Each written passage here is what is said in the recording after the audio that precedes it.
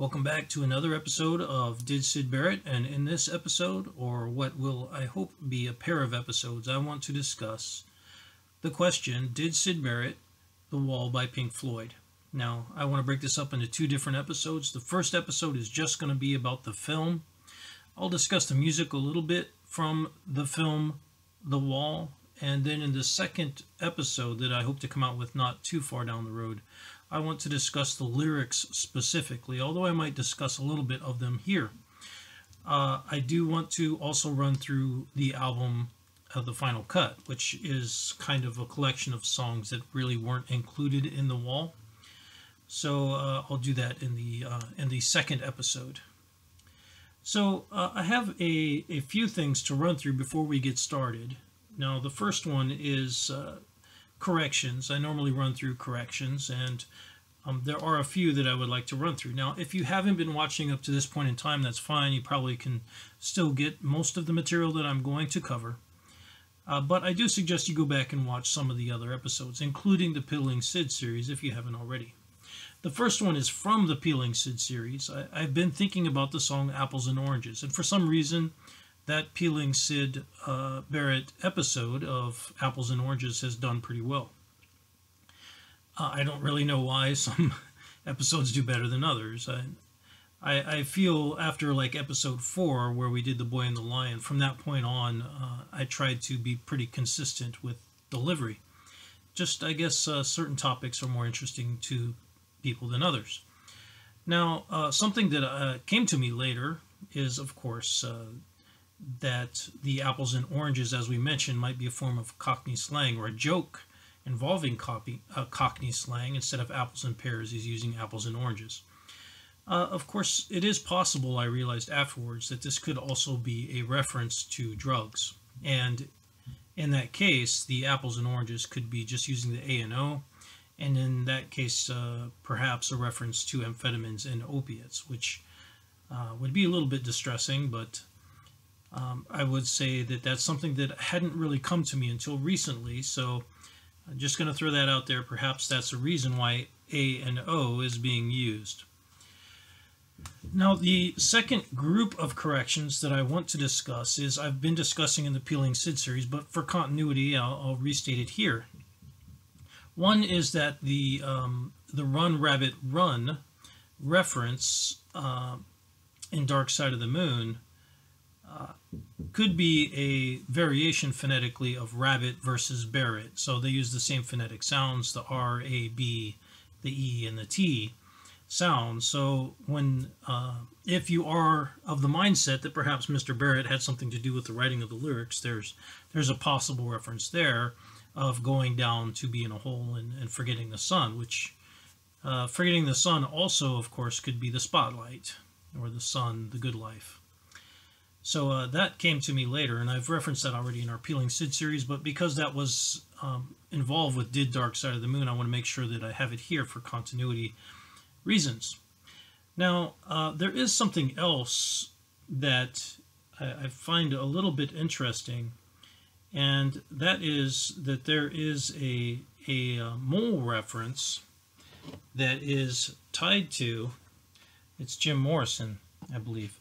So this would be on page 6 of a collection of Jim Morrison's poetry.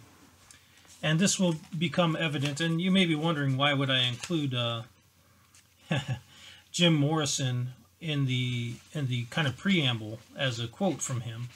And this is part of the reason why, because we're going to find an awful lot of very odd connections between Jim Morrison and aspects of this film and of this album in particular.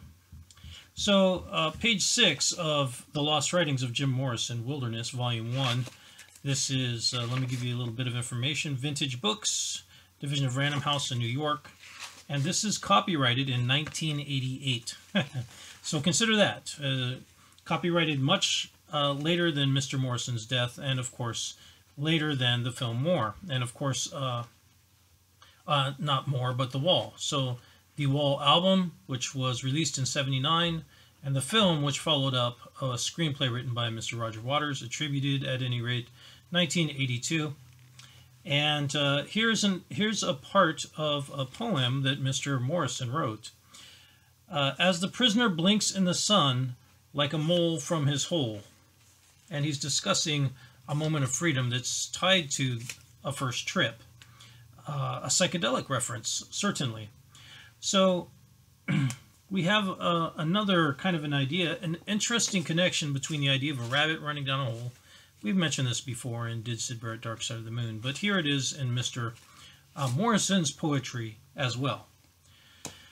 I just wanted to point out that connection there.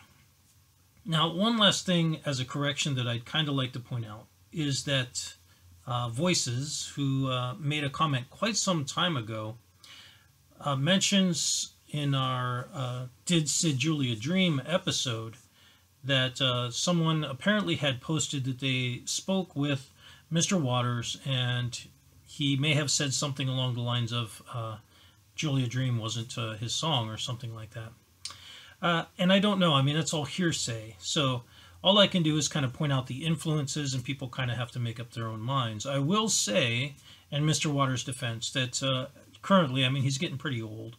I've heard him already in interviews make mistakes. So things like Corporal Clegg, he attributed to the first album, Piper at the Gates of Dawn. He may have meant their first album without Mr. Barrett. I don't know. But it's hard to remember a lot of details, and there's a lot of details that go into a lot of different things. And Mr. Waters is getting older. Perhaps he misheard a question. I don't know. I want to give him the benefit of the doubt. But yes, thank you, Voices, for your statement. I want to believe that very much. But I have to, unless something official comes out in some way, it's really hard to kind of just agree with it. But I do appreciate the comment, and thank you for sharing it with me. So let's go ahead then, and one last thing I did notice also about that song Julia Dream, and that is I found the use of Cockney rhyme slang in there that I didn't notice the first time around. So if you listen to Julia Dream, the first few lines start with weeping willow and pillow, so that's rhymed, weeping willow and pillow. But of course, that's a Cockney rhyme slang. A weeping willow is a reference to a pillow, so it's right there. And of course, Two of a Kind is another song that uses Cockney rhyme slang. So those are attributed to Mr. Barrett, and you have to kind of wonder then, you know, why is Cockney rhyme slang being used in Julia Dream? It's quite obviously being used there. Someone is playing with those combination of words. So that's pretty much it for corrections and whatnot. We have had new people subscribe. Thank you if you're a new subscriber. And I guess it's time to just kind of go ahead and get started. This is going to be really long and intricate, and I hope to do a good job, but I may get lost from time to time because I just have notes kind of written around. So please bear with me and consider things as we kind of run through them. I'm going to run through a number of references and call them out hopefully as we go. So the first one is I'm going to just kind of run through a few questions that I have. So before we actually get into the film and the music to some degree. The first is that, of course, as we mentioned in Dark Side of the Moon, there was some kind of preambles or sketch work, I guess as an artist you would say sketch work, like Scarecrow and Scream Thy Last Scream, which kind of predated Great Gig in the Sky, and of course Dark Side of the Moon, which some people have attributed to being connected with The Wizard of Oz. Now, there also are some kind of preambles that point to the idea of a wall, and we can discuss them somewhat quickly. The first one I want to point out is that there's the poems of the late Tang, translated by A.C. Graham, Penguin Books, and a reference to the poet Li Ho. This book, I guess, is copyrighted in 1965. On page 97 is a poem on the frontier. We discussed all this previously.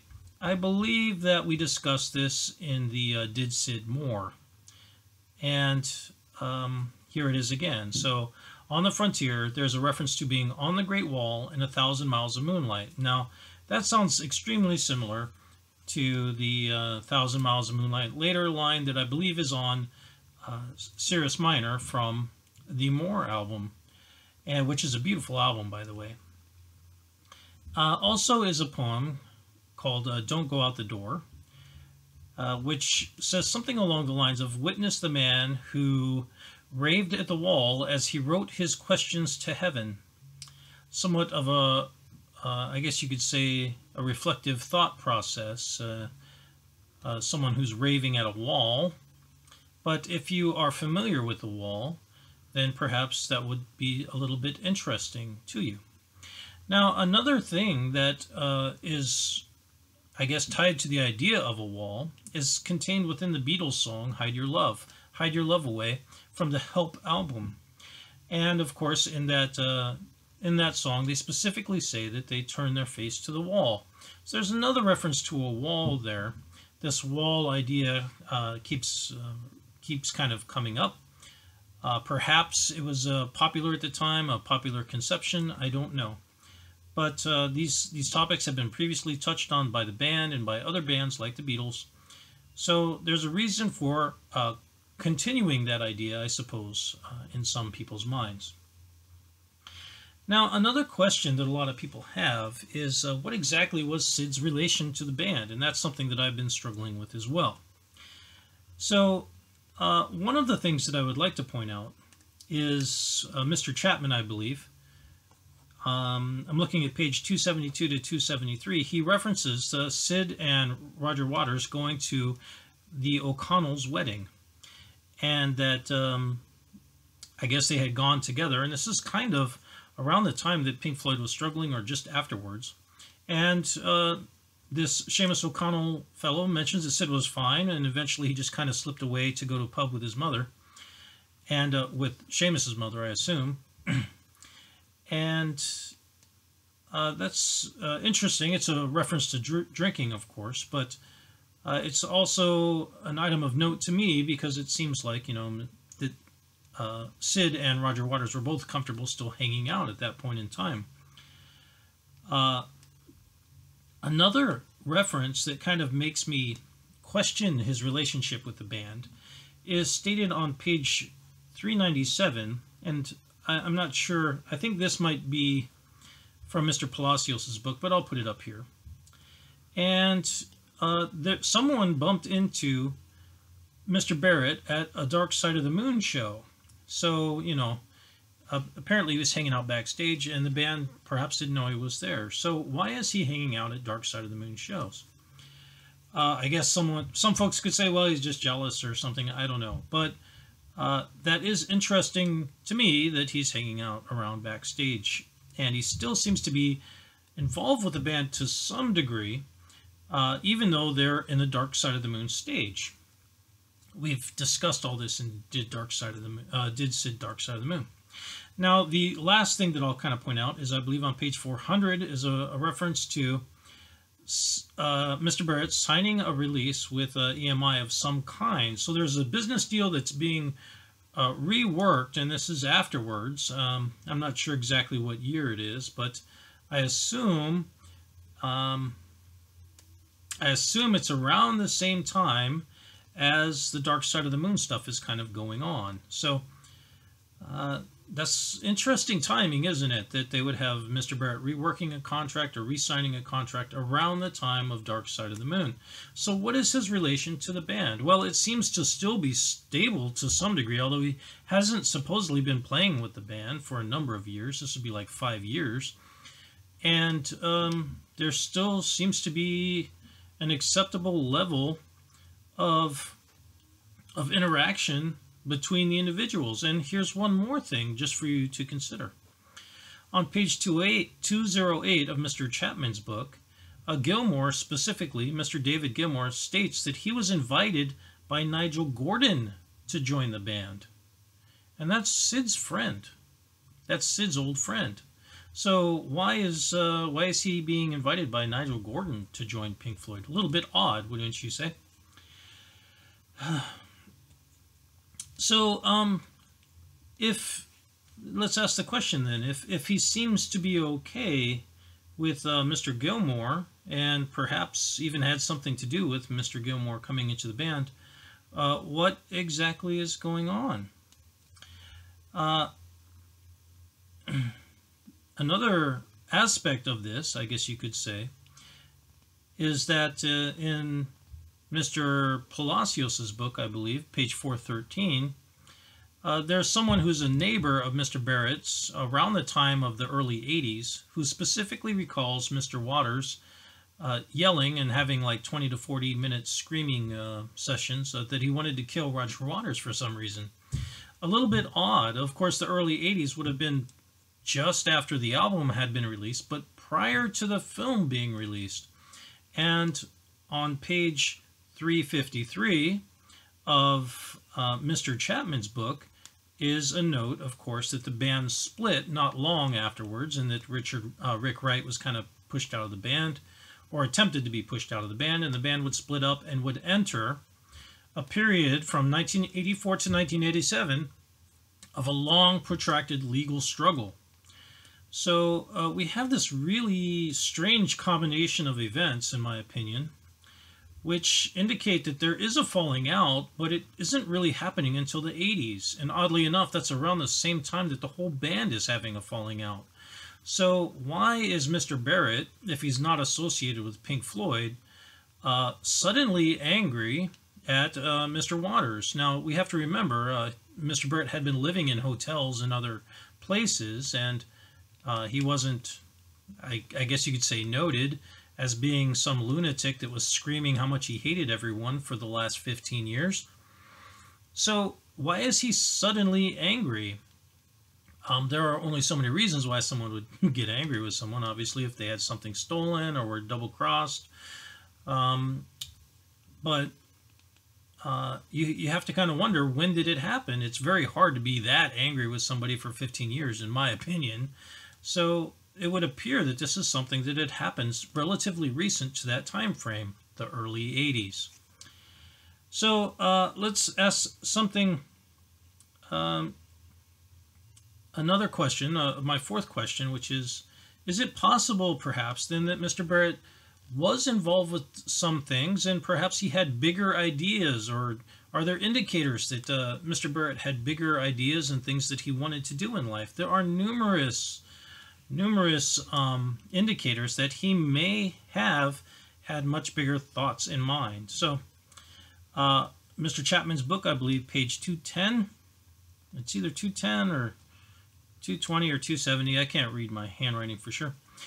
He mentions that he doesn't really read a lot, but maybe he should, and you have to take that with a bit of salt, of course, because as we have been shown in Did Syd Barrett the Octopus, Peeling Syd Barrett the Octopus, and the work that was done in tying together all of the literary references that are made within a song like The Octopus or Clowns and Jugglers, it's quite evident that he was very well read. We've discussed that thoroughly. There also is on page 323 a Mick Rock interview where Syd says something along the lines of he hasn't done anything in the last year. And you have to wonder, is that a joke or not? We've discussed ad nauseum that Mr. Barrett likes to make these kind of dry jokes and be sarcastic. But either way, you take that, there's an indicator of a kind of a wistfulness and a need to be doing more. So, if someone's just kind of sitting around not doing much, would they really be all that disturbed with not getting things done? Another indicator is on page 347 that there are numerous people that say they want to work with Mr. Barrett, including David Bowie, Jimmy Page, and the Sex Pistols. Now, the Sex Pistols is kind of a weird one, but hopefully by the end of this episode, you won't think it's quite so strange anymore. David Bowie, of course, is significant, as we mentioned in Peeling Syd Barrett the Gnome. There appears to have been some dislike or animosity, perhaps, between the two initially. But, of course, Mr. Bowie, in his album Pinups, either reworked Arnold Lane or See Emily Play, I can't recall which. And, of course, that was, tipping his hat to Mr. Barrett, but also brought in quite a bit of money for Mr. Barrett, so perhaps that would have been appreciated and would have tied things up a little bit and patched things up between the two. Who knows? Another thing is, of course, Jimmy Page. And Jimmy Page was a session musician and knew a lot of people. So why are these individuals that are quite astute seeking to work with Mr. Barrett? And of course, we mentioned in our previous episode, did Syd Barrett, Led Zeppelin 4, that when Led Zeppelin seemed to be struggling a little bit after the third album, they came out with this amazing fourth album. And you can watch that episode if you like, but it feels a lot like a Barrett album to me in certain ways, perhaps influenced by him. Who knows? One other thing that I guess I could call out is that on page 268 of Mr. Colossus's book, he mentions that Syd was discussing with an Italian reporter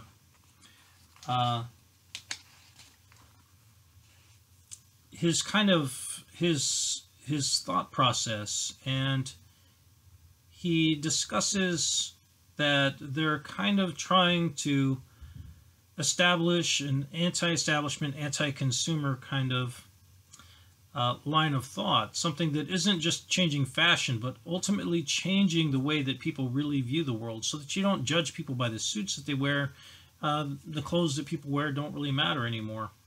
But there is a very, very clear delineation there of thought by Mr. Barrett, which is a little bit odd, that at least he's thinking of changing the world, changing the way that the world thinks, changing the way that people thinks. And interestingly, at the end of that quote, he specifically says that they want to do it with music and lights, not with just drugs. So a lot of people, I think, like to point to the psychedelic nature of things, but there is a quote by Mr. Barrett specifically on that page outlining his thought process, that it's something that's more mental and less psychedelic or drug oriented. So there really is quite a bit of an indicator that perhaps Mr. Barrett was thinking about things in a much larger degree, and we've noted in our Peeling Syd Barrett series that he's quite capable of pulling from a lot of different material and putting together things artistically, with lyrics, but also with his art and also with music. Now, on page 310 of Mr. Chapman's book, Mr. Barrett specifically, while he's still with Pink Floyd, around the end of that, he says, he's quoted as kind of saying that, the work that he's done is only a beginning. He's written a whole lot more material. So what's a whole lot more mean? Who knows? I mean, that's a really subjective measure. And he did put out a significant amount of solo material, in my opinion. But how much of it is a whole lot more? I don't know. At any rate, I have a lot of doubts and I have a lot of questions. How much of Mr. Barrett is being used by other people? How much of his stories have been kind of subsumed into their own stories? Is he working with other people? Has he agreed to allow them to use some things? How can someone make references to him in an album and in a film like The Wall without his approval, of course, especially if that work is something that would be upsetting? And are there things within this film, The Wall, that would be considered to be upsetting perhaps to Mr. Barrett? Let's try to look at things through his eyes as well as we can, try to understand things. We'll try to look at the film also through Mr. Roger Waters' eyes. I'm not going to keep score. I've tried to keep score before with Dark Side of the Moon. All I want to do is talk through all the notes that I took, and I sat down and I watched the entire film, and I'm going to walk through significant moments in it and discuss them as I see them, attempting to understand them through the eyes of the artists involved. And hopefully that'll be something that is worthwhile to folks and can stand the test of times. So the last thing that I want to kind of call out is why would Mr. Chapman seem to be on page 341, he kind of calls out that there's these kind of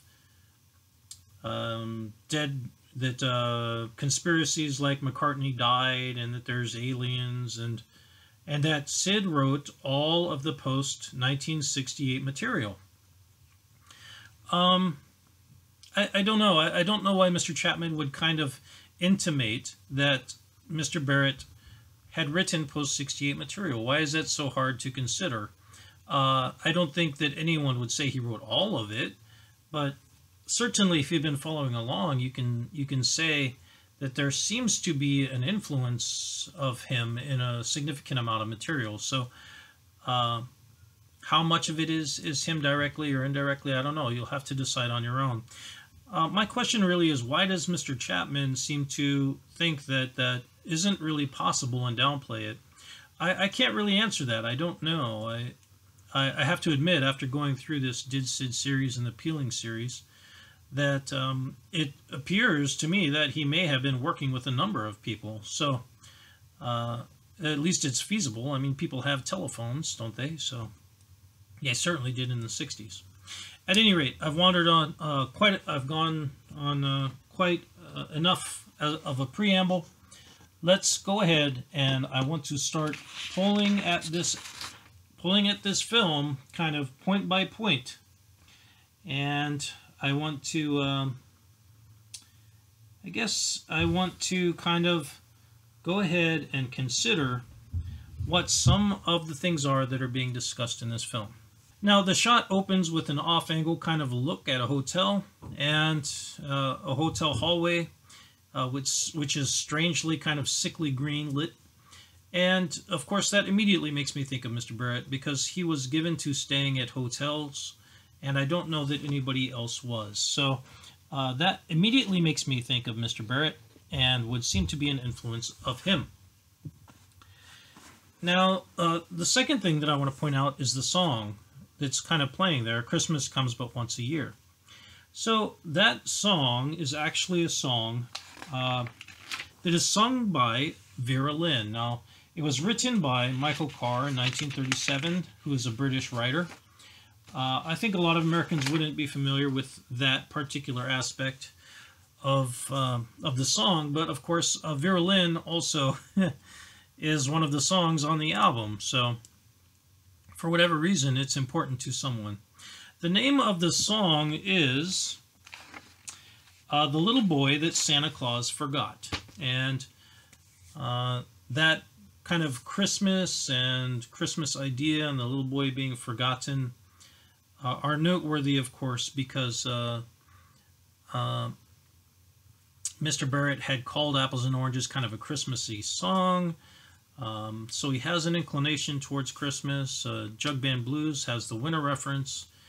It's odd that right here, the very beginning of the film, is a reference again to Christmas. Now, the room number, I just want to call this out, appears to be a room 515. Now, she's vacuuming around the hallway. It looks to be vacuuming close to his door. I believe he's in the very big room, and I think it's room 515. If you're into numerology, you can break that down if you want. But again, 515 is significant to some people, I guess. I don't know if I want to run through a whole explanation of that. Basically, you could add the numbers up. 5, 5, and 1 makes 11, so 1 and 1, which is a balanced number. 1 and 1, of course, makes the number 2. And I'll throw you some tarot cards here. The number 2 represents interaction, a balance kind of an interaction. And of course, a 1 and a 1 is very, very similar to the Cirrus Minor kind of idea that we discuss in Did Syd More Meadows. And I'm not sure which song it was specifically. I want to say it was Cirrus Minor off the More album, and perhaps the Nile song as well. Next is a mention of this being an Alan Parker film. I don't really have too much comment on that. There is a by Roger Waters note, and that's important to me, of course, because the screenplay was written by Mr. Waters or put together by Mr. Waters to some degree. However much you want to decide, it's up to you. But but that's quite prominent and quite specifically points to Mr. Waters. Now, the next note that I have is that Mr. Gerald Scarfe is in charge of design. We discussed Mr. Gerald Scarfe as a kind of a cartoonist slash artist, and we discussed that in Wish You Were Here. So did Syd wish you were here? He, of course, was part of that whole strange Mickey Mouse kind of cartoon, this idea of attacking the idea of Mickey Mouse and the hippie movement in the United States kind of going sour. You can go back and watch Did Syd Wish You Were Here if you like, but at any rate, that's the same guy, and we discussed him a little bit. Now, the next scene is an infantryman lighting a light. Now, lighting lights is significant to some people, symbolically, of course. Now, this could be taken, of course, to be a representation, perhaps, of Mr. Roger Waters' dad.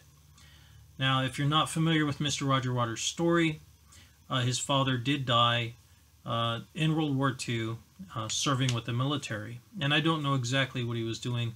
I believe perhaps he was a driver or something like that. At any rate, he is smoking, and same as Pink, the character Pink, who's a young man, is kind of shown as smoking.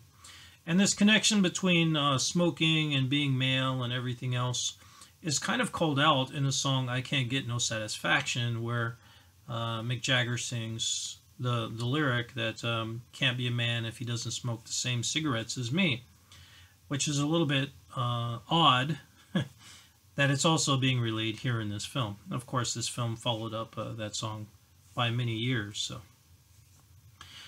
the song kind of sings about it being just before dawn, and makes reference to Block 44 and Anzio Bridgehead and a certain amount of people, 100 common lives or something like that. So you get the feeling already that it's being somewhat analytical about the idea of life just kind of being thrown away. The next point that I'll make is that the Mickey Mouse watch is prominent. It's on the screen for about 4 to 5 seconds ticking. Here is a reference to clock and times. And of course, the clocks were referenced multiple occasions by Mr. Barrett in a song such as, Baby Lemonade, and the song Bike, which featured a lot of chiming clocks and everything. Now, I should point out, I guess here, that there is a couple references to this long cigarette that's burned down, that's just kind of held in the hand. The first one that I'll point to is, again, it's from Jim Morrison's Lost Writings, and I'm looking at page 79. And on that page is a poem, and it starts, "The cigarette burned my fingertips and dropped like a log to the rug below," etc. So there is a reference to this kind of long log of ash on a cigarette that's consistent with Mr. Morrison's poetry again. There also is, let's see, page 198. I believe this is the same book. Let's take a look. There also is a reference on page 198 to another poem, potentially. "Please, the sea is green, smoke, like the child's version of a Christmas dream." So there are a number of references on that, in that poem, and Mr. Morrison's poetry, I think, is really wonderful.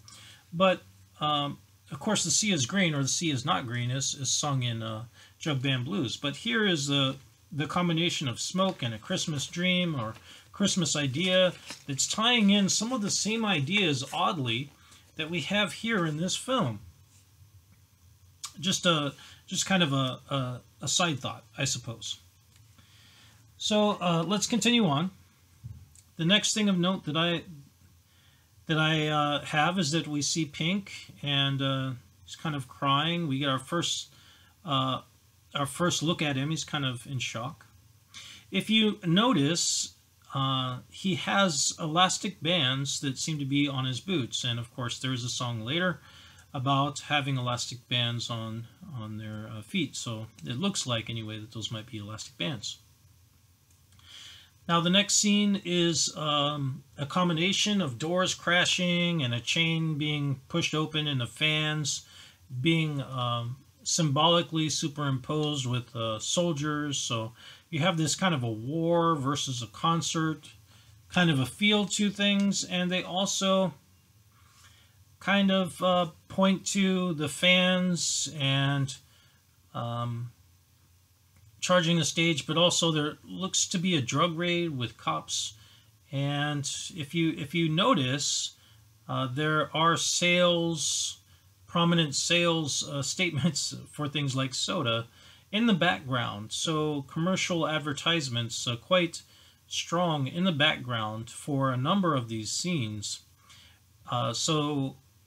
It does kind of give a feeling of this rampant consumption, which could tie in, of course, with the Mickey Mouse watch. Now, I'll discuss the Mickey Mouse watch just for a second here.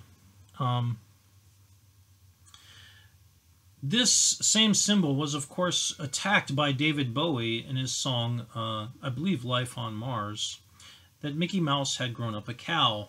So the idea that Mickey Mouse is associated with the United States and, of course, with rampant consumerism is somewhat contained here. And, of course, we have to remember there used to be a show called, I think, the Mickey Mouse Club, which was very, very popular and kind of was tied to a specific generation that is this same generation that's coming up,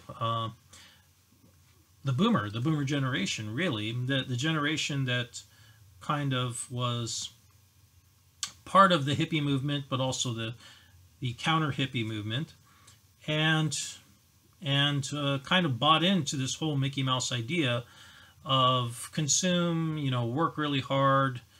The clock is ticking, your time is ticking away, and the kind of machination of the world that's set within this single idea of a Mickey Mouse watch. It's really a very wonderful symbol that's being used here to capture so many ideas at once. So anyway, here we have in this scene this fans kind of going crazy, and the world is kind of going crazy with a war, and there's cops that are busting kids for drugs and other things, and there's violence, all being shown after this Mickey Mouse watch. And it kind of makes you wonder, if that isn't something that's being critical of the way that the world is structured and the time that's being kept for all of these things. And in a way, of course, this is a very punk idea. And, of course, the punk movement was kind of pretty big at that point in time. So let's discuss, I suppose, a couple of things about people rushing to go to the show.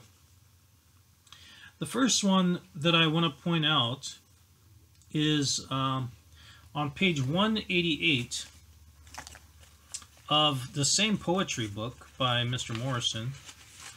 And he specifically calls out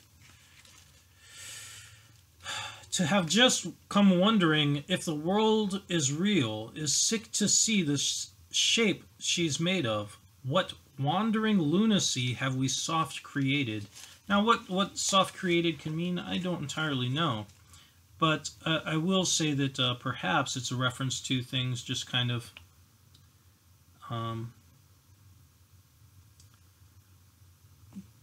happening in a way, I suppose. I will also point you to a kind of a funny story. by Mr.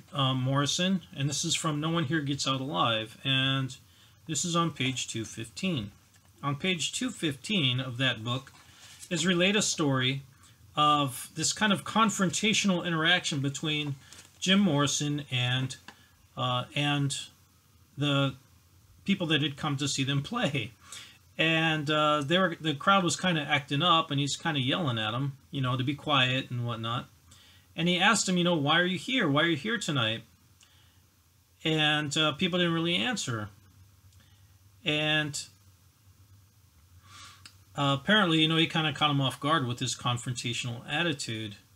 And he kind of asked them, you know, well, I bet you're here to see something bigger or better than anything you've ever seen before. And they all, you know, cheered and roared. And he kind of says to him, well, piss off, we came to play music. Kind of a funny story. I see a lot of similarities, personally, between Mr. Barrett and Mr. Morrison. At any rate, that's kind of a funny story that I think ties in kind of this go-to-the-show idea of a lot of fans, that they want to be kind of blown away and not just kind of really listen to the music or the message that's being relayed by people or by musicians and artists. The next scene I've mentioned that I'll kind of call out is the first scene of kind of the dictator emerging. You know, who is this? Why is this person being shown? Why is everyone transfixed by this dictator of some kind? Why are they all watching him in the same way? I'm not entirely certain. It appears to be a critique, of course, on a culture that's just watching the world kind of happen and is entranced with this idea of a dictator. The following scene kind of shows the death of the father in the infantry via Stuka dive bomber. And if you'll notice, he's kind of trying to make a call, and there's a phone that's swinging as he dies. Now, that phone kind of reference is going to consistently come up again and again throughout this film, and also in the lyrics of the music as well. The next scene of note kind of shows tea and cakes and this kind of quiet, relaxed life with quiet consumerism, and there's a baby carriage, of course, in the background that appears to be a reference to what could be a child that's been left behind by a slain father. I will point out the idea, of course, that this couldn't simply be about Mr.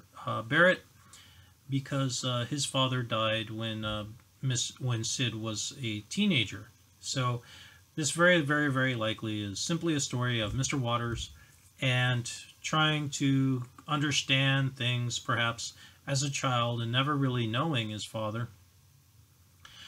There is a line in this Mama Loves Her Baby kind of idea that goes, ooh, baby blue. And of course we've heard Baby Blue before. That's in the song Arnold Layne, See Through Baby Blue. So here it is again, the baby blue kind of idea. The next point that I'll kind of discuss, I suppose, is the pool reference. So you see Pinky's kind of floating in a pool and falling. I don't know what to make of that. Perhaps that's just a psychedelic reference. It's a little bit odd, but I don't want to have to get into it too much. After this, who I assume to be Pink and his mother are in a church, and she's kind of praying, and there's a mention that Dad has flown away, and there's another brick in the wall. Now this church reference also, of course, showed up in the video that the band shot for, I believe it was Arnold Layne. We discussed that in Peeling Syd Barrett, Arnold Layne. The following scene is a playground scene where Pink doesn't have a father. His mother kind of tells him to go play, and there's a gentleman that he asks to kind of put him up on a merry-go-round, and he asks, it's hard to hear them talking, it's all kind of recessed and distant sound on purpose, of course, but he kind of asks, where's your mother? And it sounds like he says something like she's gone to the shop. So she's gone to the shop, and this idea of going to the shop, of course, is in a number of songs like Apples and Oranges.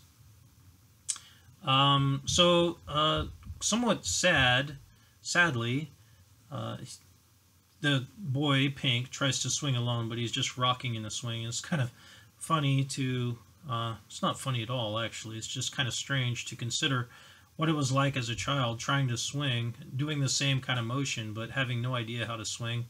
I can recall that. I'm sure a lot of other people can as well. And of course, until you kind of figure that out, you have to depend on your parents to do that for you. So it's a very poignant kind of a scene. And in case you haven't figured out yet, this movie's going to be pretty depressing. So, spoiler alert, it's going to be kind of depressing film. But very, very Roger Waters-esque, of course. And who knows, perhaps in many ways Mr. Waters is bearing his soul in this film and in the songs themselves, which would be understandable. Now, his overall demeanor, I just will point out that Mr. Waters seems to be a very strong individual. And of course, that's something that a lot of guys do. We just discussed, the whole smoking thing, trying to be cool, trying to be like your dad, trying to be a tough guy, and all that. So perhaps that's something that is being tackled within this medium by Mr. Waters. It certainly would appear to be possible. So the next scene that I want to discuss is the boy Pink looking through his mother's room and finding a hat and a scroll, and the child kind of wistfully and angrily saying the lyrics, that's how the High Command took his daddy from me. And His Majesty signed it with a rubber stamp, which appears to be very anti-royal. And something about the tigers breaking free. Of course, the tiger we've discussed in Peeling Syd Barrett could be, of course, a reference to Tiger, Tiger, Shining Bright, and the approach of death.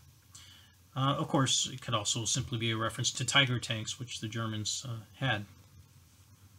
The next scene I'd like to point to is Mr. Scarf's work with a white dove that's turning to a black warbird, or, of course, a bird of death, and the song Goodbye Blue Sky, and the crosses turning to blood. And, of course, in Peeling Syd Barrett, we've extensively discussed this idea of red tied to Christ, and it's here again. Here's the same Christ cross reference in blood. So that would seem to be a possible Syd influence. The next scene kind of shows the kids going to a railroad, and you can also see the power lines that are passing by. And I want to point out, of course, that there are a number of references here to technology. Of course, the rail itself, and also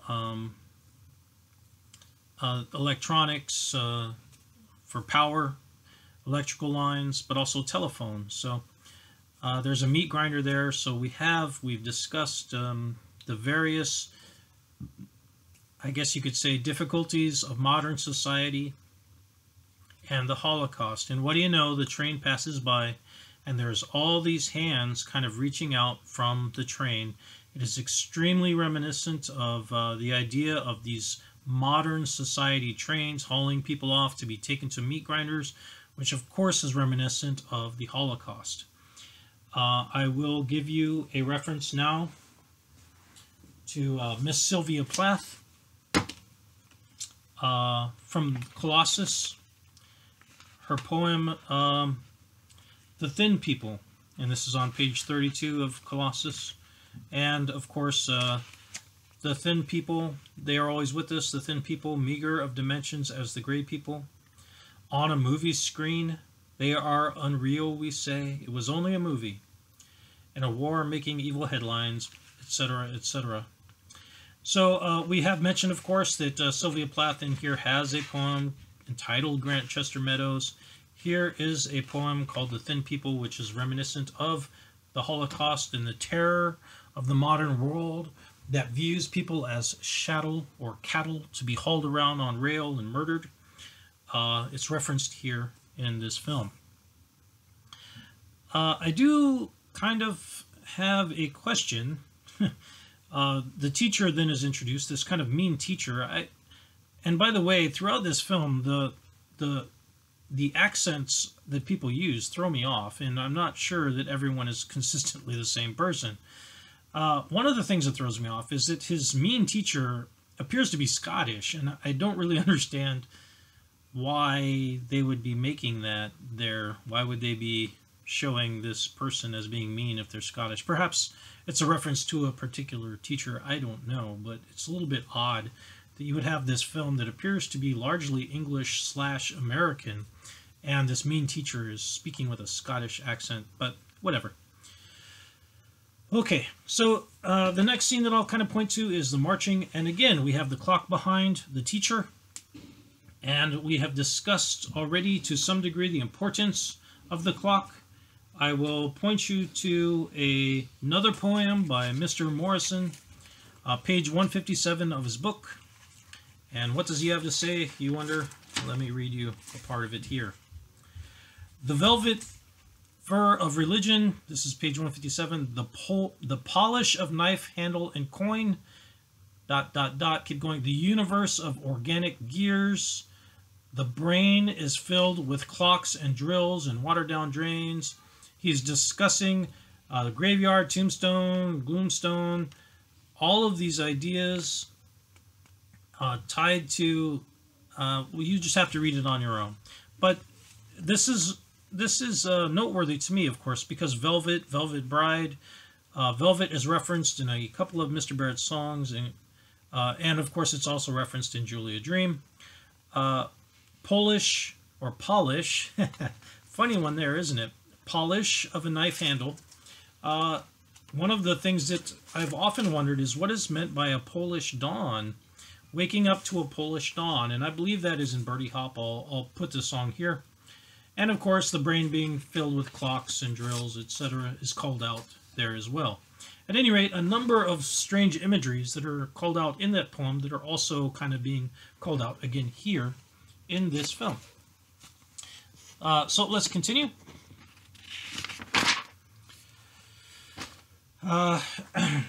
The next scene I'll note is that kids are destroying everything due to over-control. They seem to have this destructive impulse. And again, seems to be a precursor to the punk movement that's kind of happening there, or is perhaps just calling out what's driving the punk movement. It's hard to say exactly how connected to that movement they feel. We do realize, of course, that it's all just a dream, and Pink kind of wakes up. The character Pink wakes up and he's rubbing his knuckles because they were just slapped. The next two scenes are kind of tied together. There's kind of a red-haired love interest that's shown. This is noteworthy, of course, because she's not blonde.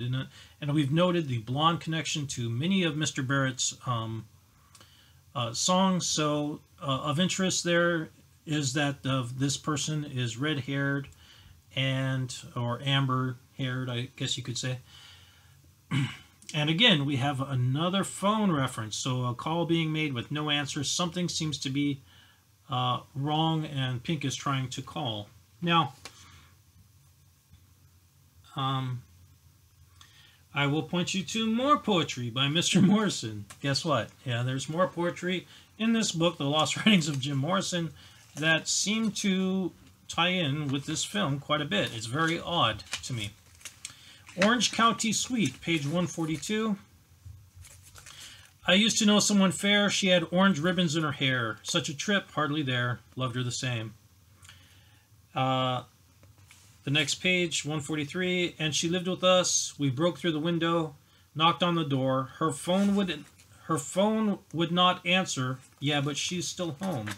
So there's an idea of this kind of orange-haired person that someone's in love with, but the phone's ringing and she's not there.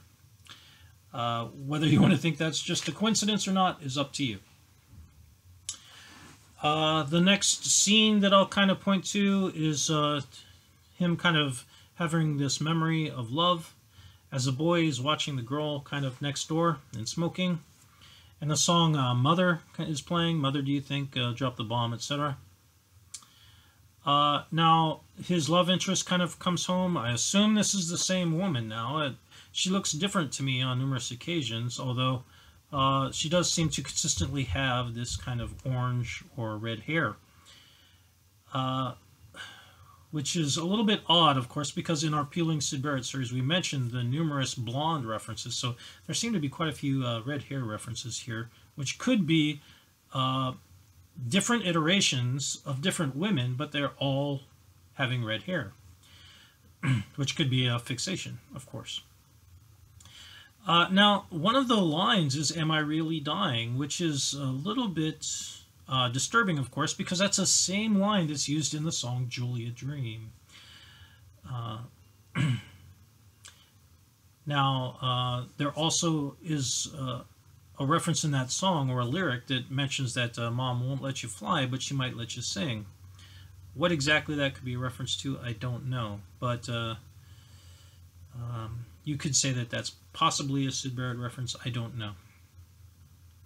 So, the next item of note to me is that they kind of walk into a room, and you can see there's an Andy Warhol reference in the paintings behind.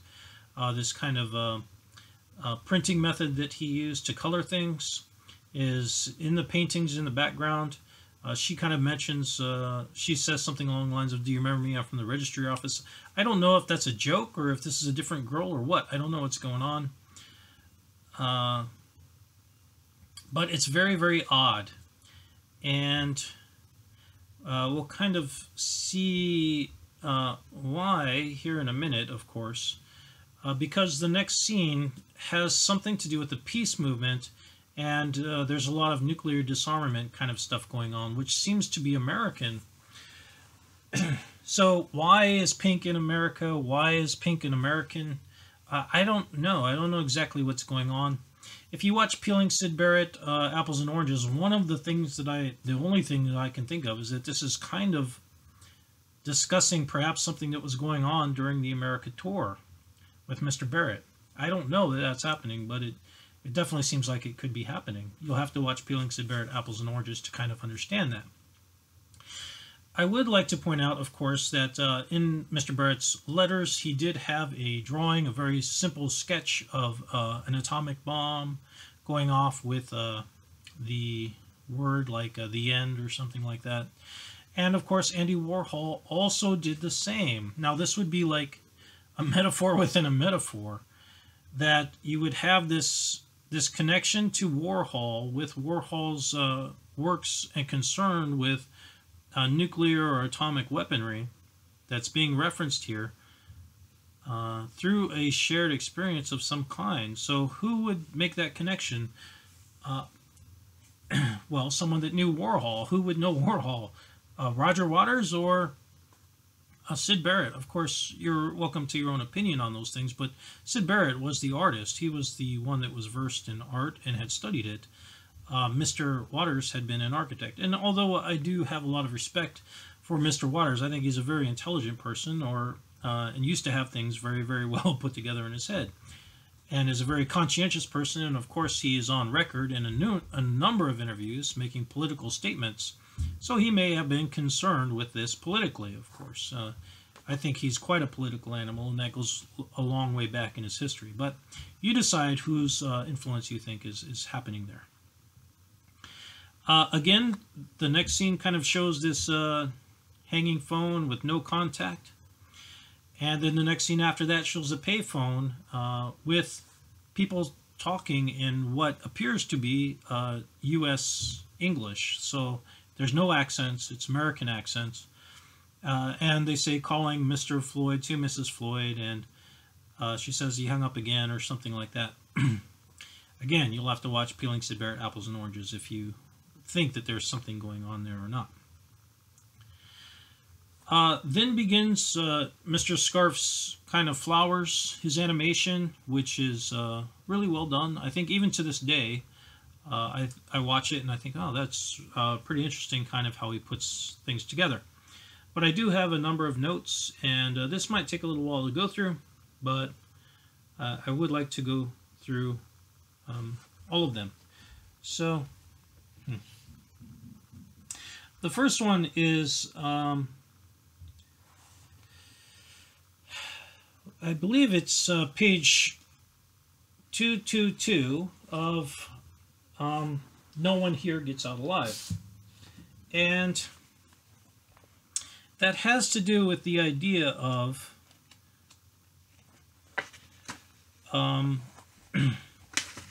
living in a society that's repressing love. And I don't know if you're aware of this or not, but Mr. Jim Morrison started kind of getting involved with the Living Theater, which was a movement, I guess, around 1969.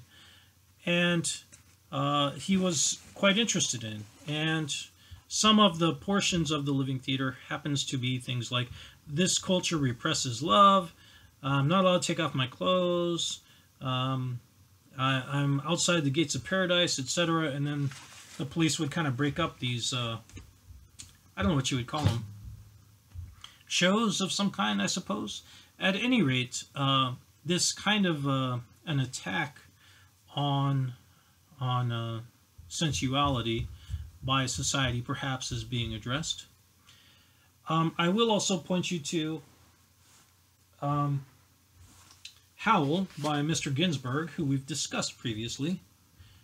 In Back of the Reel, which is the last poem of his collection, he specifically calls out being in a rail yard, so there's another one, a railroad yard in San Jose. Another rail reference. I wandered desolate in front of a tank factory. Interesting. A flower lay on the hay on the asphalt highway. So there's a flower that's stuck on a highway, a dread hay flower. And it has a corolla of yellowish, dirty spikes like Jesus' inch-long crown. So there's a crown reference. Of course, we mentioned that being in Mr. Barrett's songs before. Like a used shaving brush that's been lying under the garage.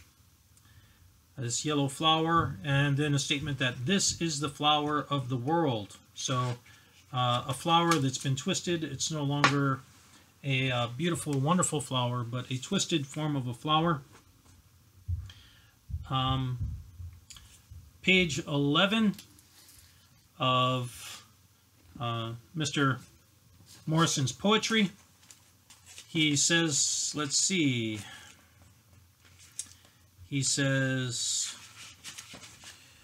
let's recreate the world. The palace of conception is burning. You want ecstasy, desire, and dreams. Hot steam references have been referenced as well. The warmth has been referenced as well by Mr. Barrett in his music. So there it is by Mr. Morrison as well. And I believe there's one more. I guess that's it. So there's a number of flower, warmth, twisted kind of interactions.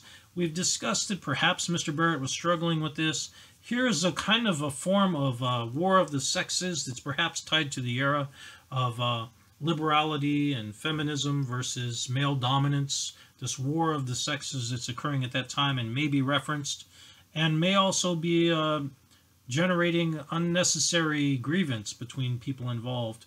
Perhaps they're kind of being shown each other's throats, I guess you could say. They're being pointed in the direction of disagreement by society at large. I don't know.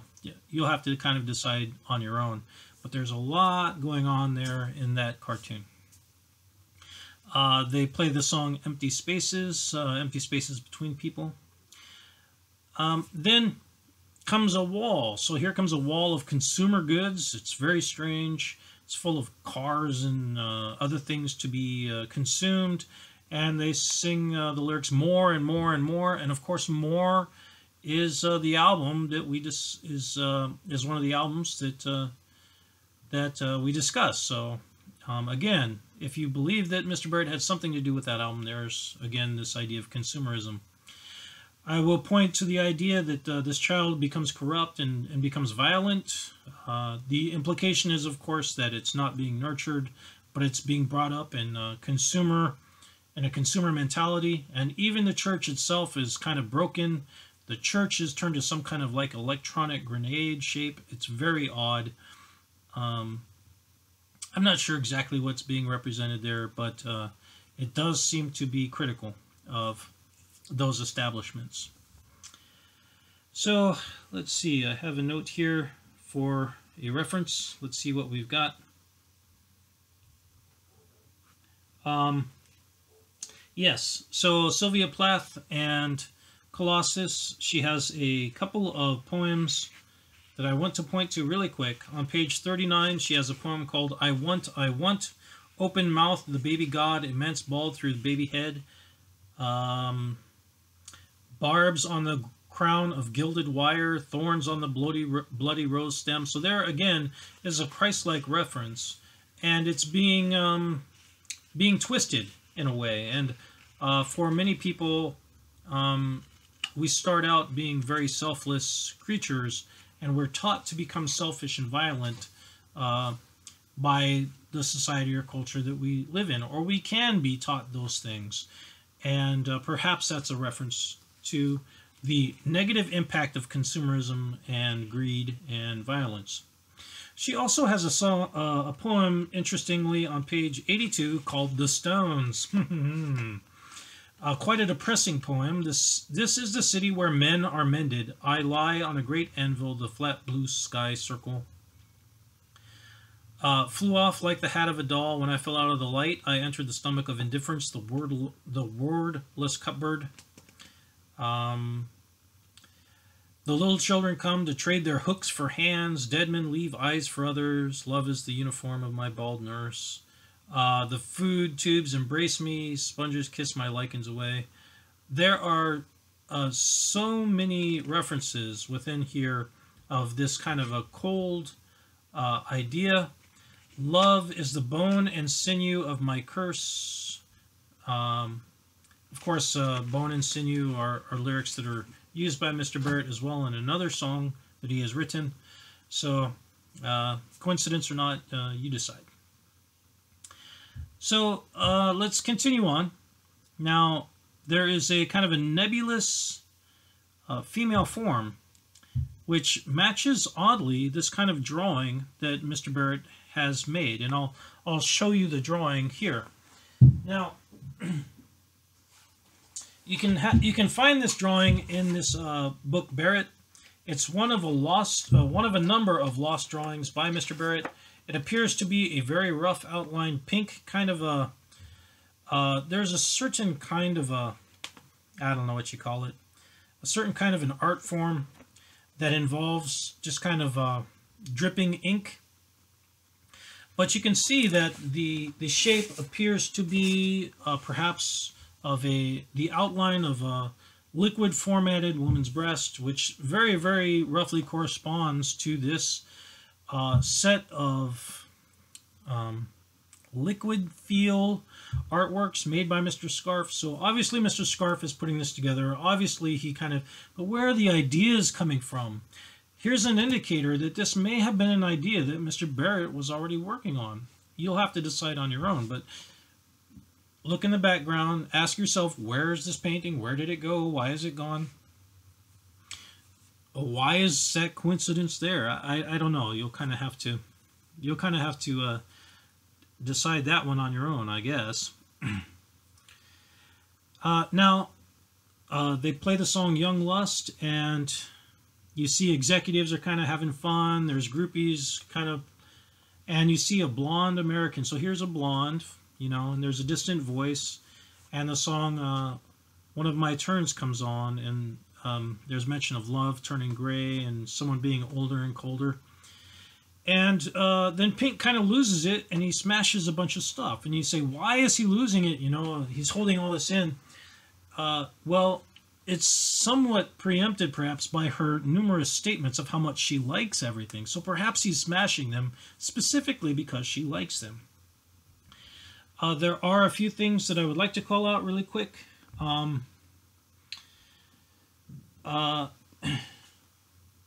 I'll pull you back again to Mr. Morrison's writings, page 37 to 39. Uh, in that year was an intense visitation of energy. So page 36. At night, the moon became a woman's face. I met the spirit of music. So perhaps there's something tied between the idea of a woman and the woman's music. Now, there are a number of references in the next couple of pages. 37, there's an appearance of what he says is Satan or a satyr. The satyr is important to me, of course, because the satyr could be a reference to the Pied, not the Pied Piper, I'm sorry, but the Piper at the Gates of Dawn, and the book that's associated with it. Now, on page 39, he makes another satyr reference. A hairy satyr running behind and a little to the right, the day he left the beach. Holy solipsism of the young. And why is that connection being made there? I don't know. But as we've mentioned, references to Piper, of course, from this era could be a reference to Mr. Barrett. And is it possible at all that Mr. Morrison may have met Mr. Barrett? I don't know. We know that Mr. Barrett, and we mentioned in our Peeling Syd Barrett series, that he was kind of a fan of the Doors.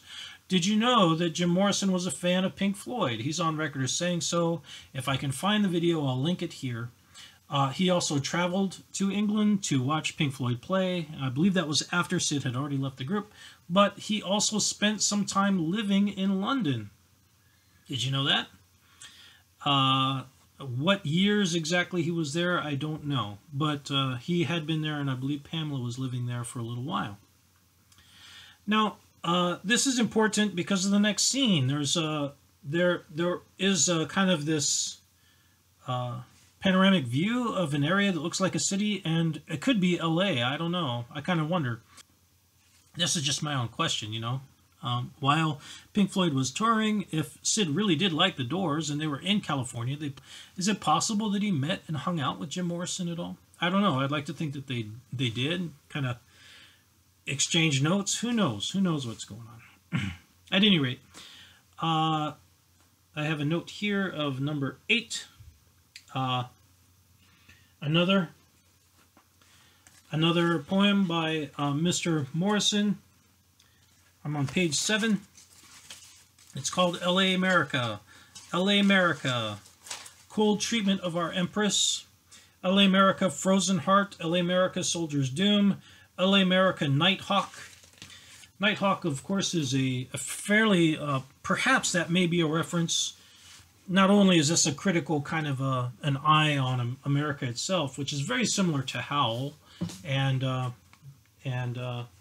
Mr. Ginsberg's discussion on America. I can't remember exactly which poem it was that it may be the very first poem, Howl itself, you know, but he goes into the idea that he's just kind of poor, and perhaps that's also being relayed there by Mr. Morrison. But of course, there is a painting called Nighthawks, and if I can get a breakdown for it, I'll link it here. It's a kind of a famous critical poem of America by Mr. Hopper, I believe. And so I'll connect that or link it, and you can watch that if you like. At any rate, the character Pink seems to be remembering his old love, and he says, "Don't leave me now." Sorry if I'm making a lot of background noise. I'm trying to kind of keep my legs awake. And he kind of has this lyric about beating to a pulp. And I just want to point out, of course, that there are a number of people like Mr. John Lennon who are known to be violent to women. Sadly, it used to be something that was fairly common, that people could be physically violent. Now people are just, there are still some people that are doing so, but of course you can be sent to prison for that now. It wasn't always the case. That used to be quite common, unfortunately. Anyway, just kind of point out that perhaps that would have a negative impact on the boomer generation, because they would have seen that aspect in their parents. And thankfully, that's changed over time. The next scene kind of has Scarf doing more animation with this creature, and Pink kind of smashes his TV with a guitar, which is very punk. And there's a kind of a lyric that says, "I don't need drugs to calm me." So quite a strange statement. I mean, who needs drugs to calm them? Would Roger Waters need drugs to be calm, or is that something that perhaps Mr. Barrett would be more in line with, since he was the one that had at least, I think, gone to a home for a little while, so he had been observed. So perhaps he was prescribed something. I don't know. I've never heard of Roger Waters being prescribed anything, so who knows? Perhaps it's just an imaginative journey by Mr. Roger Waters. There also is a statement that I have seen the writing on the wall. Now, seeing the writing on the wall, of course, sounds very Christian because it's, or at least Semitic, because it's in the Bible. The idea of many tekel paris, we have discussed that before in our Peeling Syd Barrett series. The exact same discussion. Okay, making good time here, I suppose. So the next scene, I guess, that I'll kind of point out is the song "Anybody Out There," and the wall then is complete. There's a slow guitar solo and a rebuilding of objects. And if you pay attention to the objects themselves, there are a number of things that are extremely critical of society when taken in its entirety. So there's money, there's a phone, there's these kind of cigarette crosses, again, crosses, and as we mentioned in Peeling Syd Barrett episode 4, The Boy and the Lion, any cross symbolism, of course, could be potentially Christian, but also could potentially be very important to Mr. Barrett. There also is kind of this sodas and candy reference, these sweets. Why are these sweets being included in there? Perhaps, again, that's just a critical commentary on the nature of consumerism, that it's filled with all these sweets. But I will point out that, of course, Mr. Barrett also was diabetic, so it does kind of make you wonder if something's going on there. Now, he did put on a bit of weight. You can watch Did Syd Barrett Wish You Were Here, and we discuss this kind of shaving and putting on weight kind of thing, and I guess people say that, you know, it was done with pork chops, but anybody that is knowledgeable of diet knows that the easiest way to put on weight is by eating a lot of sugar, not overly exercising, and in particular drinking a lot of liquor. So who would be doing something like that? I don't know. You decide. But now the next scene kind of has this shaving scene, and he still has his hair on his head, and there are numerous Nazi and religious kind of symbols going on here. And they start the song "Nobody Home." Now,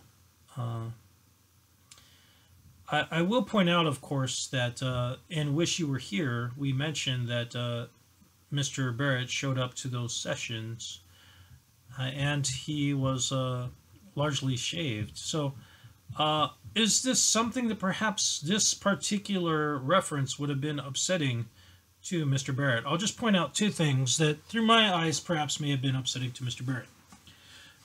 The first, well, I'll do a big one first, right? Like, did he really approve of the film to start with? You know, I mean, was this something that he wanted to be made? It's kind of hard to view this as something that he would have liked, just in my opinion. The first thing that happened in the film that I think is kind of negative, that he might not have liked, is, of course, the references to the telephone calls and the United States. So he may, that may be relaying something that's a very personal story that he may not have wanted to have been revealed. The second thing is here now, the idea of the shaving being a form of insanity, when in fact for Mr. Barrett it may have been a religious or spiritual thing that had to do with cleansing, and we've discussed that in our Peeling Syd Barrett series. And of course the last thing, which is that it seems to be showing towards the end of the film here, of course, he'll be quite insane and shown in this kind of raving lunatic madman way, not in a funny haha way, but like in a very critical, cruel way. So that may also have been upsetting. I don't know. You'll have to decide. But again, assuming that this is actually has anything to do with Mr. Barrett, you'll have to decide on your own. The character's name is Pink Floyd, not Syd Barrett in the film. Okay, so let's continue on. The next scene that I'll kind of discuss is this.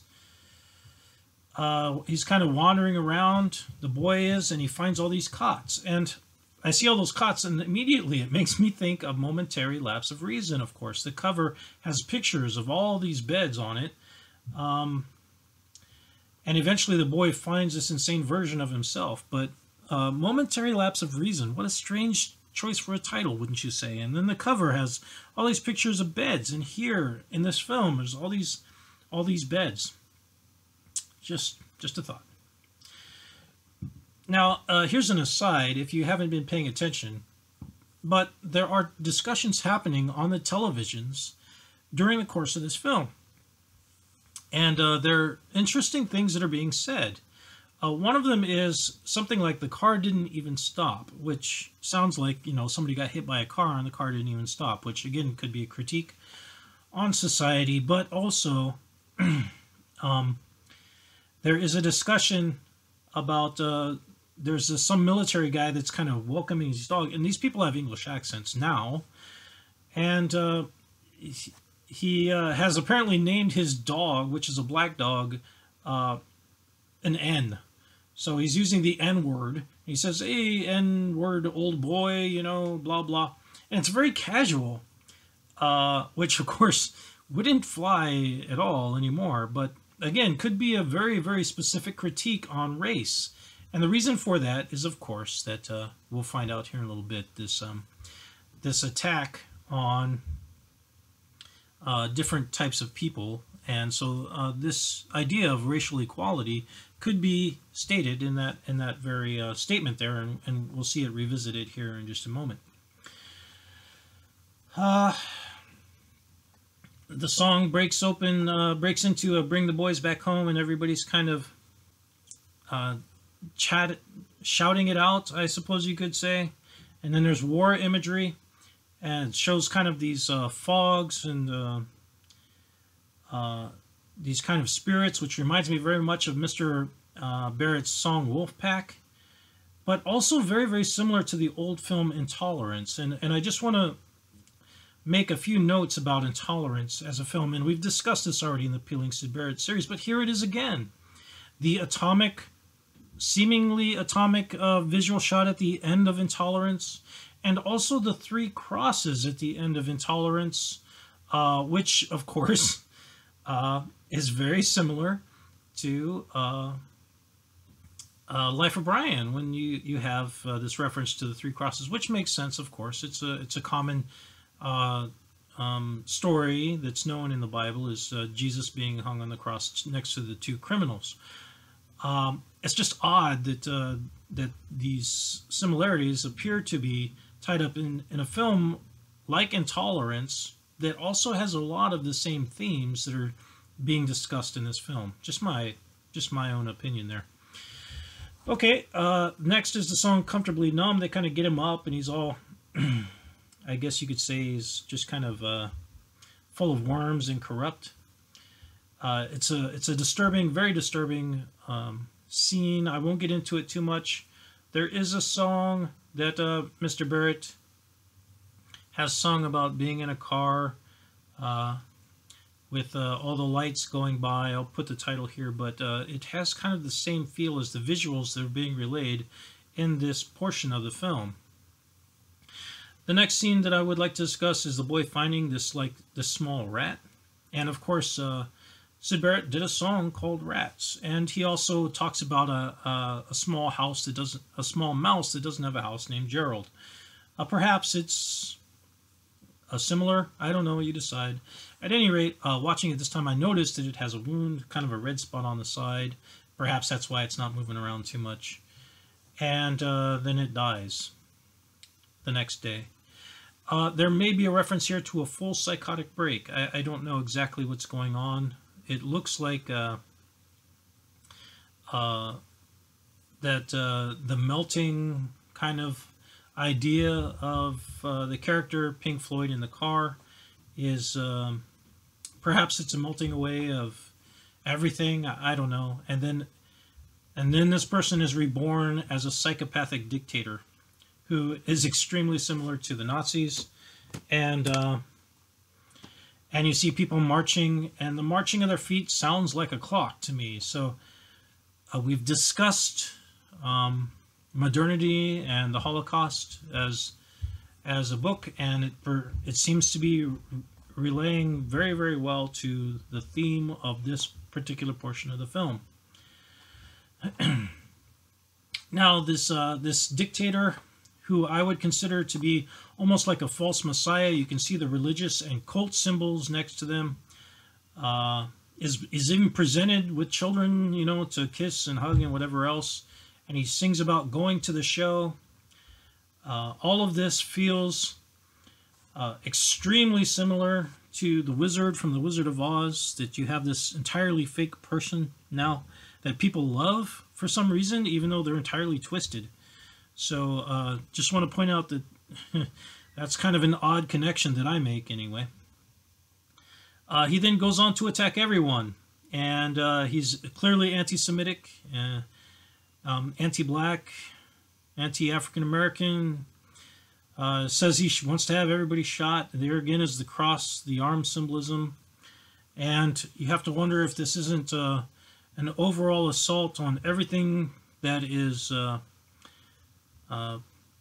powerful, organized, and destructive. So is this an analysis on the corruption of power, of the corruption of government, of corruption of church, of corruption of all these groups that are seeking to drive to some form of terrible uniform future, which of course would be similar to The Greatest Fear of Mr. Orwell.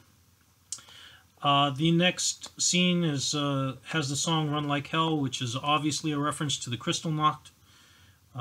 They show dogs, and of course one of the songs off of Momentary Lapse of Reason is Dogs of War. It has a very George Orwell feel to it. It's tied in with civil rights.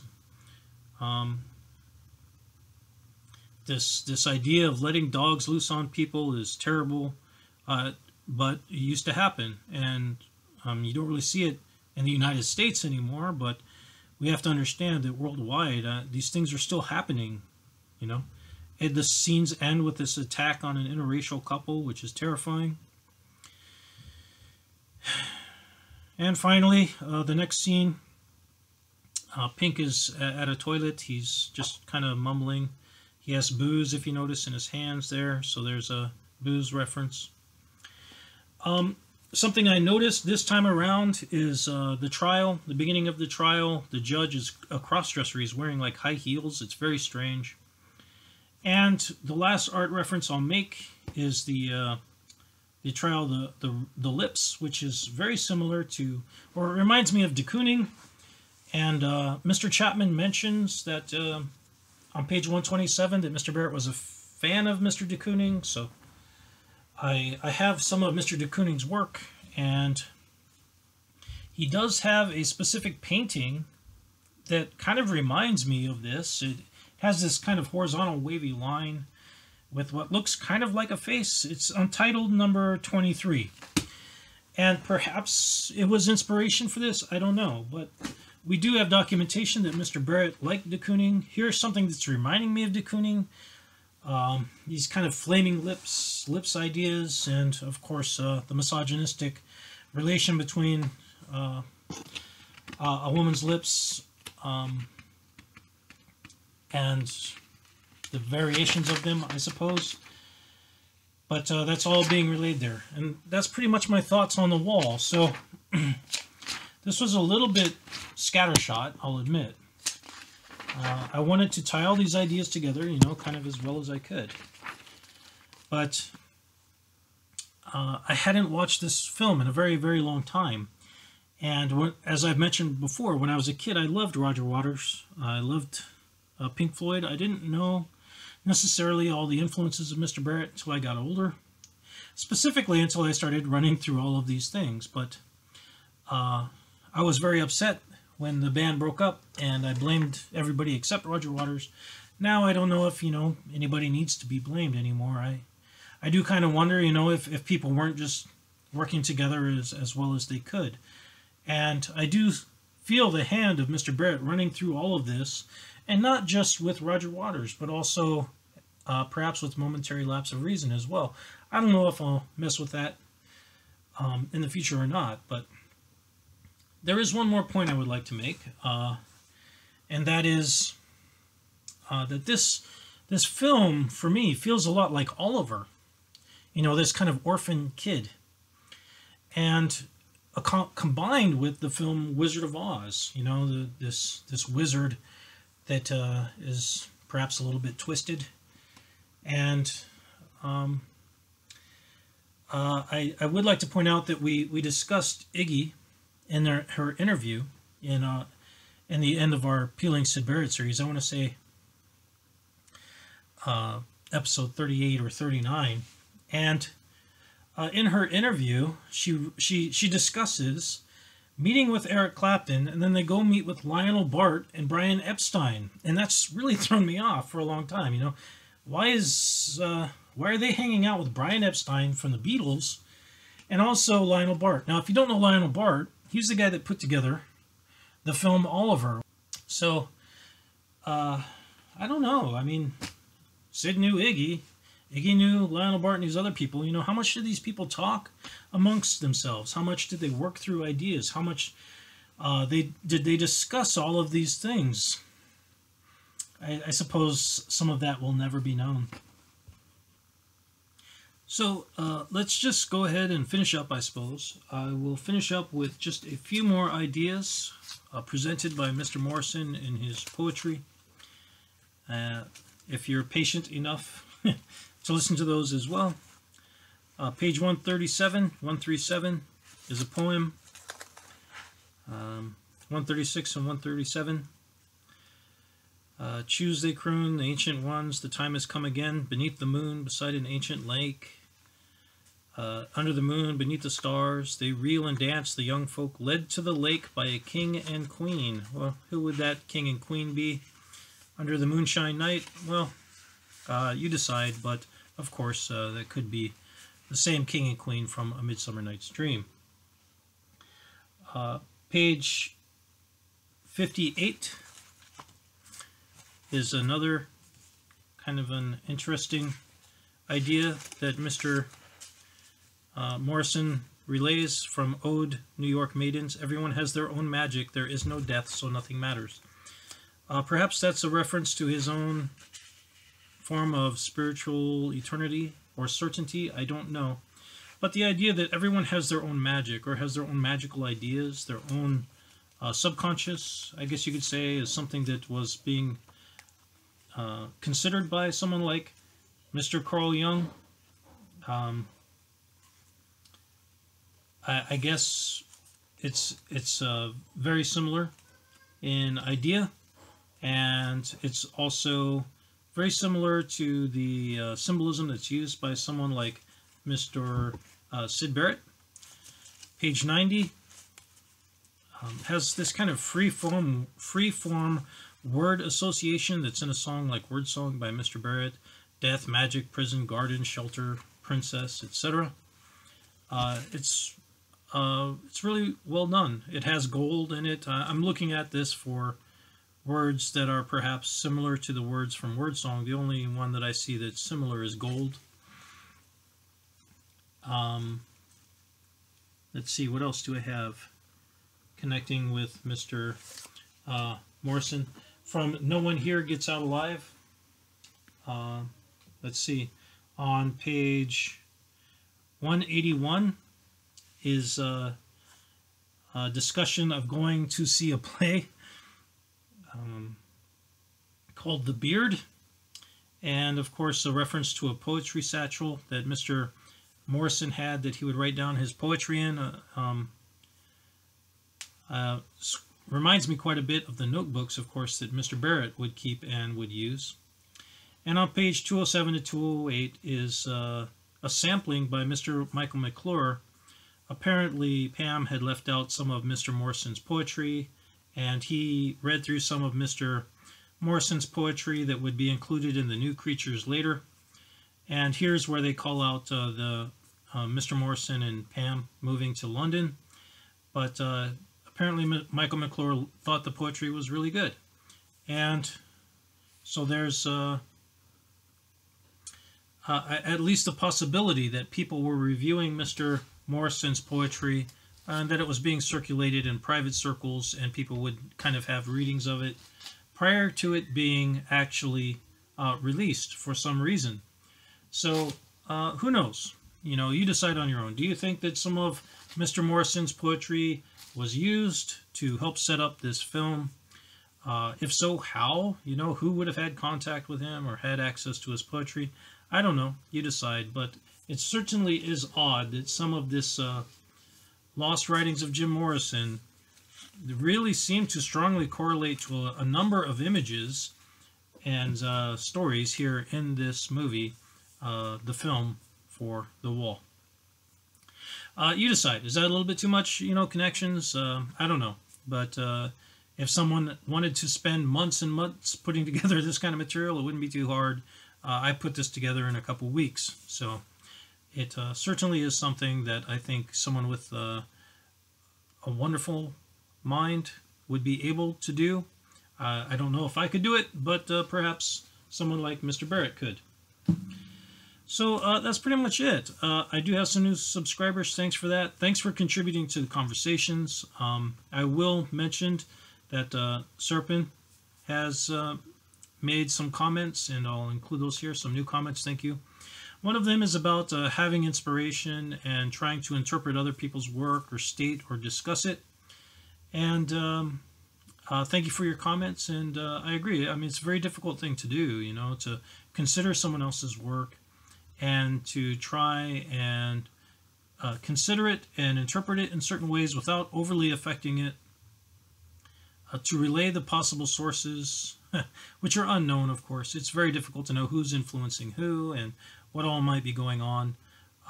Ultimately, we all see things through our own eyes, so it's very difficult to see things entirely clearly. But hopefully I've given you enough information that you can kind of have new eyes, a new set of eyes when you do watch this film, if you do watch it again. I have to admit, you know, it wasn't easy for me to watch this film. I knew that I wanted to watch it again to put together this, and I didn't know that I would be quite so impacted by the loneliness of this film. It's incredibly lonely. I think as a man, I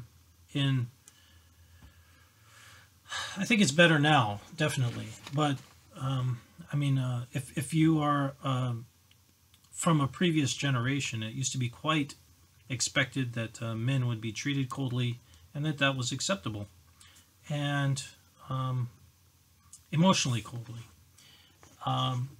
But I think that's led to a lot of young men being, and middle-aged men, maybe even older men, that are just kind of resentful and angry and violent, and it's a dangerous thing.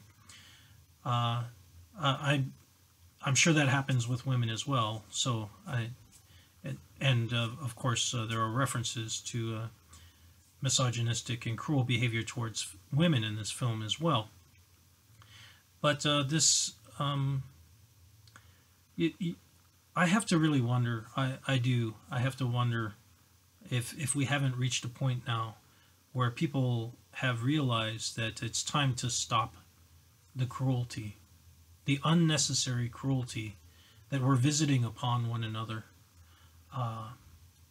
Not just like worldwide and have this world full of peace, you know, which is a great idea, but very difficult to do. But just in general, you know, just